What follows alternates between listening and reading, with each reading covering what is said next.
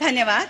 और अब मैं महाराष्ट्र के उप मुख्यमंत्री माननीय श्री देवेंद्र फडणवीस जी से सविनय प्रार्थना करती हूं कि वो जनता को उद्बोधन करें।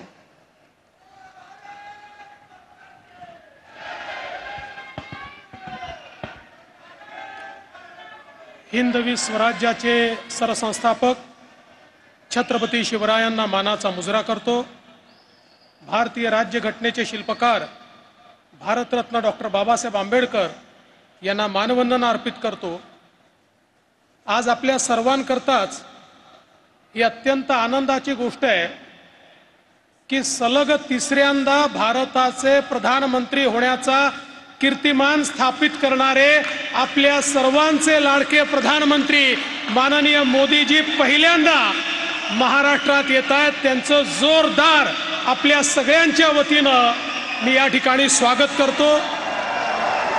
या कार्यक्रमात मंचावर उपस्थित असलेले राज्यपाल रमेश बैसजी, महाराष्ट्राचे लोकप्रिय मुख्यमंत्री आदरणीय एकनाथराव शिंदेजी, सन्माननीय केंद्रीय मंत्री पीयूष गोयलजी, आमचे दुसरे सहकारी आणि महाराष्ट्राचे उपमुख्यमंत्री अजितदादा पवारजी, केंद्रीय मंत्री रामदास आठवलेजी, मंगल प्रभात लोढाजी, दीपक केसरकरजी, या ठिकाणी उपस्थित सन्माननीय खासदार, आमदार, लोकप्रतिनिधी आणि उपस्थित सर्व भगिनी आणि बंधूंनो, आज अतिशय आनंदाची गोष्ट आहे की आदरणीय प्रधानमंत्री महोदयांच्या हस्ते 29,000 कोटी रुपयाच्या कामाचं भूमिपूजन आणि लोकार्पण होत आहे।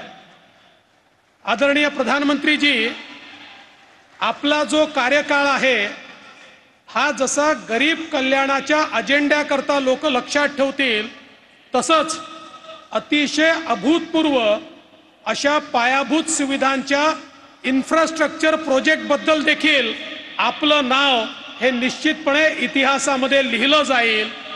आणि मुंबईकरांनी तर जे अनुभवलेलं आहे, मग या मुंबईचा अटल सेतू असो, कोस्टल रोड असो, इथली मेट्रो असो, इथल्या नवी मुंबईमधलं एअरपोर्ट असो, किंवा आताचे जे 2 प्रोजेक्ट आहेत ज्याच्यामध्ये ठाणे बोरीवली हा अतिशय महत्वाकांक्षी ट्विन टनेलचा प्रोजेक्ट आहे, किंवा गोरेगाव मुलुंड लिंक आहे, हे सगळे प्रोजेक्ट प्रचंड इन्फ्रास्ट्रक्चरचे मार्वल आहेत आणि मुंबईकरांच्या जीवनामध्ये अतिशय महत्वाचे मोलाचे तास आणि क्षण हे वाचवणारे अशा प्रकारचे हे सगळे प्रोजेक्ट आहेत।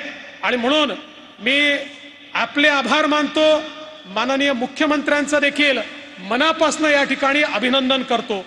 माननीय प्रधानमंत्री महोदय, आपल्याला मी आठवण करून देतो की आपल्याच हस्ते आम्ही 2018 साली एक संकल्प लॉन्च केला होता की मुंबईमध्ये कुठल्याही भागातनं कुठल्याही भागामध्ये 59 मिनिटाच्या आत म्हणजे 1 तासाच्या आत सीमलेसली पोहोचता आलं पाहिजे, अशा प्रकारचं इन्फ्रास्ट्रक्चर आम्हाला तयार करायचं आहे।